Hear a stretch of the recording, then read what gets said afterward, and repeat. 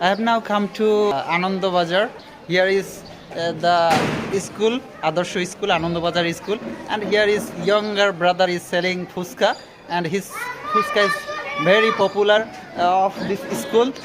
Every students come here to eat fuska, and we just talking with him. Hello, brother. How are you? Namaskar.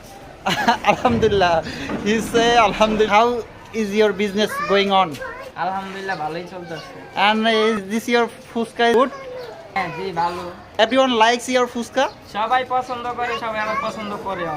Oh, that's good. That's good. You can see this is the fuska, and this is the tiny business. His fuska shopkeeper, and this is really good. And I think business is really good idea. And business give us freedom, makes us a quick risk. Okay, you understand? You can run this type of business, and you can come here. And because of fuska, this fuska is very tasty, and you can enjoy this fuska. This is the fuska. Guys আপনারা ফুচকা দেখতে পারেন, খুব ভালো স্বাদ fuchka. He says this fuska is very tasty and delicious food. আপনারা চলে আসতে পারেন। You can come here and eat, and you will enjoy this fuska really.